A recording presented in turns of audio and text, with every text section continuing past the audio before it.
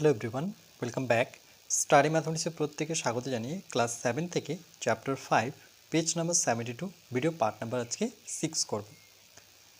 বলছে পেলাম এ যে কোনো পূর্ণ সংখ্যা, এ যে কোনো পূর্ণ সংখ্যা হলে a into a equal to a square.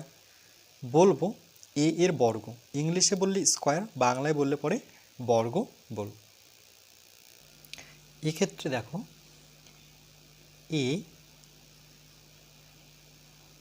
গুণন এ, দুটো এ আছে, তাহলে আমরা এ যেহেতু দুটো, তাহলে এ এর বর্গ, এটাকে বলবো বর্গ, ইংলিশে বললে পরে স্কোয়ার, এ স্কোয়ার নতুবা এ বর্গ।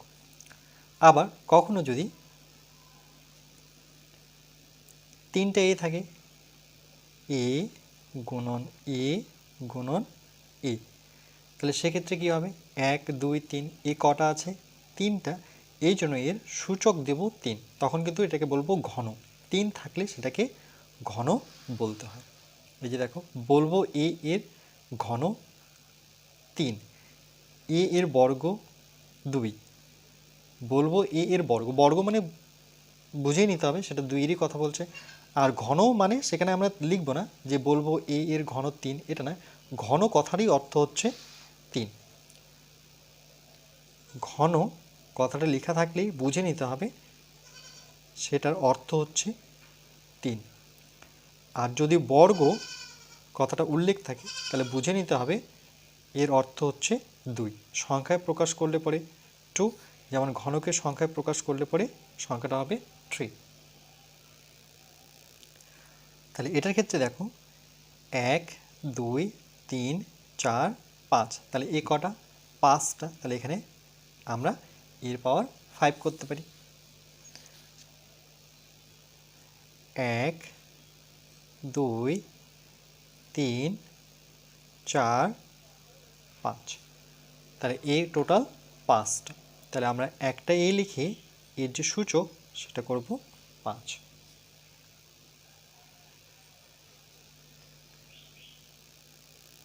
এর পরেরটা যদি গণি 1 2 3 4 5 6, তাহলে এর পাওয়ার কত হবে 6, তাহলে আমরা এ লিখব 6টা, এ 1 2 3 4 5 6, তাহলে এ যেহেতু 6টা, তাহলে 1 2 3 4 5 6, তাহলে এর ঘাত কত বসাবো, 6 বসাবো, এটা অ্যান্সার। এরপর দেখো 3এরটা, এবার নিচের অঙ্কটি দেখি। তাহলে এখানে দেখো এই প্রথমটা 2 গুণন 2 গুণন 2, 3টা 2 গুণন 3 গুণন 3, তাহলে দুটো 3, তাহলে 3টা 2 আর দুটো 3, 1 2 3, তাহলে এখানে 2 লিখে এর যে সূচক সেটা কত হবে, 3 হবে, এই গুণটা এখানে বসাবো। আর এখানে 3 কটা আছে, দুটো, তাহলে 3-এর সূচক কত, 2, তাহলে 2-এর ঘন আর 3-এর বর্গ। দেখো 2-এর ঘন 3-এর বর্গ। ঠিক একইভাবে পরেরটা যদি দেখি, 2 গুণবো 1 2 3 4, আর তাহলে 2-এর সূচক 4, আর 5 কটা, 1 2 3, তাহলে 5-এর সূচক পেলাম গুণে কত, 3। তাহলে দেখো 1 2 3 4, তাহলে 2 দেখতে পেলাম 4টা, তার জন্য সূচক 2-এর উপরে 4 লিখব। তারপরে 5 1 2 3, তাহলে 5 কটা আছে, 5 আছে 3টা, তাহলে এটা কিন্তু এরকম অবস্থায় থাকবে, কেন এটাও আলাদা, নিধান এর আলাদা, এর নিধান আলাদা, এর সূচক এটার নিধান আলাদা, এটার নিধান আলাদা, তাহলে আমরা জানি এইগুলোকে বলা হয় নিধান, আর এর উপরে যে সংখ্যাটা থাকে সেটাকে বলা হয় সূচক। এরপর দেখো 7 গুণন 7 গুণন 7, তাহলে 7 কটা, 1 2 3, তাহলে এর যে সূচক হবে সেটা হচ্ছে 3।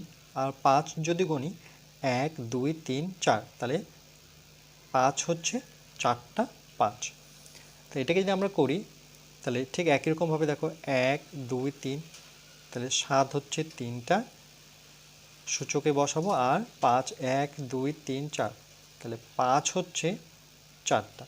এটাও আলাদা নিধান, এটাও আলাদা নিধান, তাহলে এটা এই অবস্থায় থাকবে।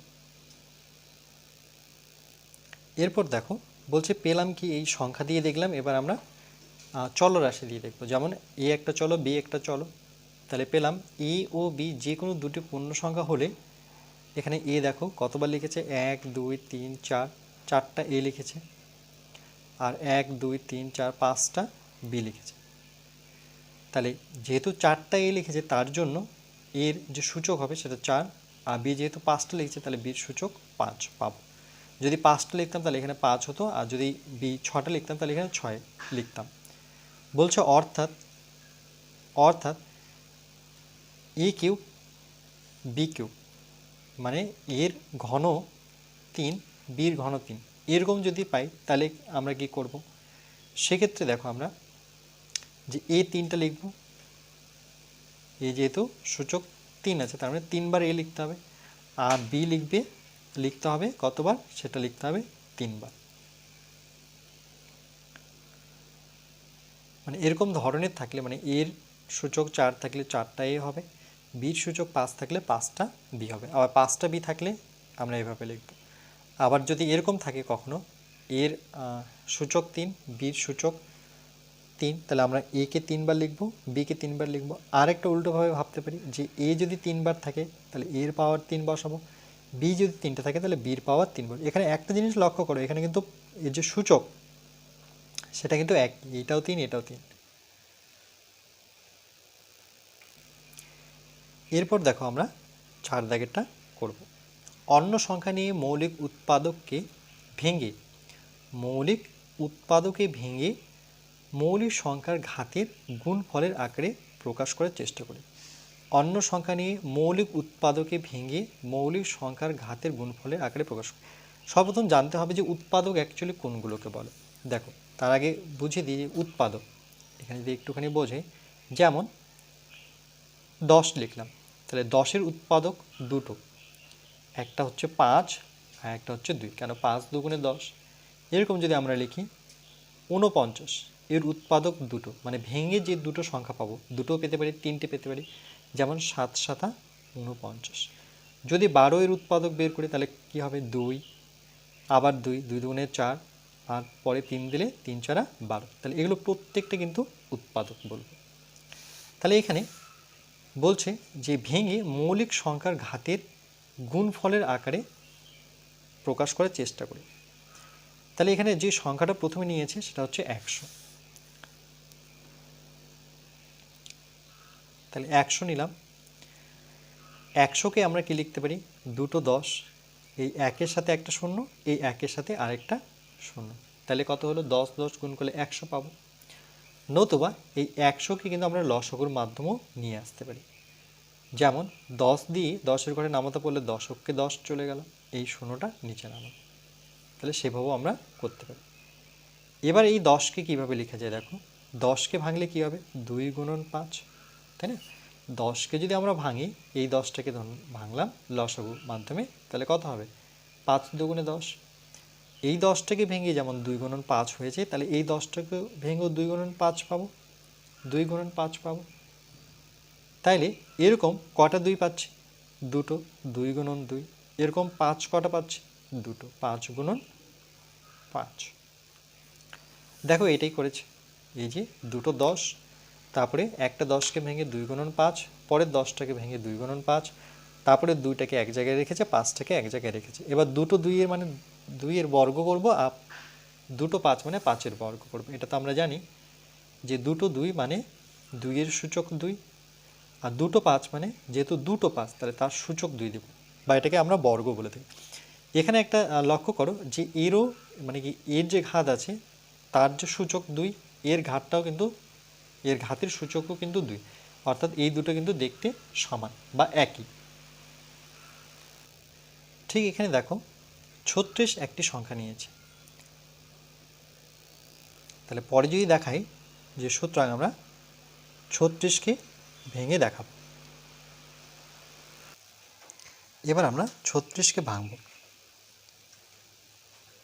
দেখো 3-এর ঘরে যদি নামতা পড়ি তাহলে 3 অক্ষ 3, 3-এর ঘরে নামতায় 3 দুগুণে 6, আবার 3-এর ঘরে নামতায় আমরা 3 4 12, 4কে আমরা 2-এর ঘরে নামতে পাবো 2 দুগুণে 4। তাহলে এটাকে ভেঙে দুটো 2 আর দুটো 3, দুটো 2 আর দুটো 3, তাহলে এটাকে আমরা লিখতে পারি যেহেতু দুটো 2 তাহলে 2-এর সূচক 2, আবার যেহেতু দুটো 3 তাহলে 3-এর সূচক 2। এক্ষেত্রে দেখো যে এদের সূচকগুলো কিন্তু সমান হচ্ছে, এটাও 2 এটা 2, এর আগেরটা দেখলাম দেখো এটাও 2 এটাও 2, এর নিধান আলাদা কিন্তু সূচক একই। তাহলে এখানে আমরা লিখব 2-এর সূচক 2 পেলাম আর 3-এর সূচক 2 পেলাম। ঠিক একইভাবে 50কে ভাঙব,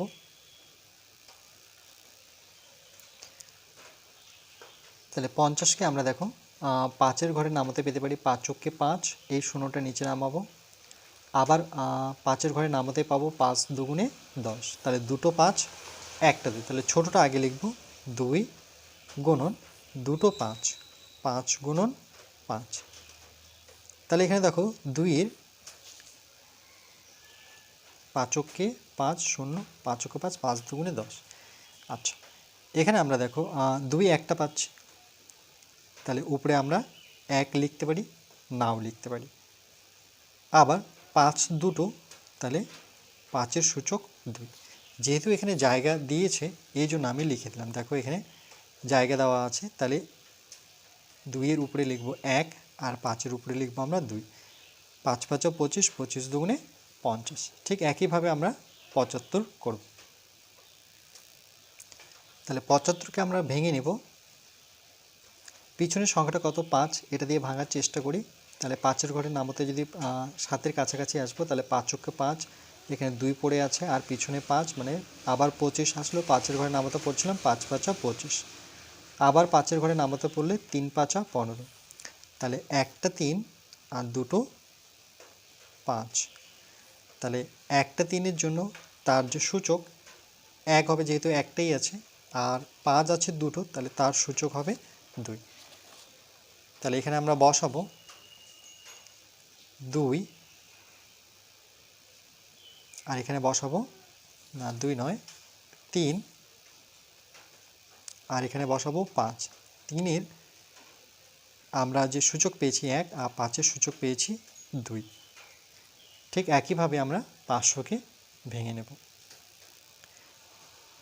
তাহলে 500 এটাকে ভাঙলে 5-এর ঘরে নামতে পাবো আমরা 5 অক্ষে 5, আর বাকি দুটো শূন্য আমরা নিচে নামিয়ে দেবো। আবার 5-এর ঘরে নামাতে 5 দুগুণে 10, তাহলে শূন্যটা নিচে নামাবো, আবার 5-এর ঘরে নামাতে 4 5 20, আর 4কে আমরা কিন্তু 2-এর ঘরে পাবো।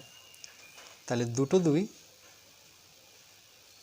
আর 3টে 5, 5 গুণন 5 গুণন 5, তাহলে দুটো 2, এই জন্য উপরে এর সূচক হবে 2, আর 5 1 2 3, তাহলে 5-এর সূচক হচ্ছে 3, যেহেতু 3টা 5 আছে।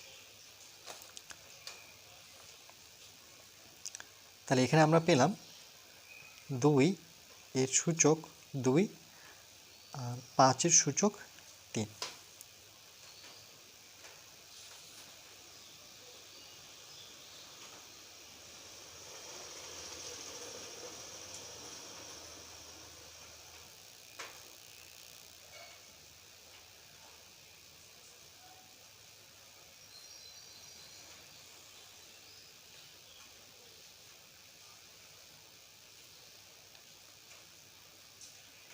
এরপর পরবর্তী পার্ট নাম্বার 7-এ আমরা নিচে করি 5.3 অঙ্কগুলো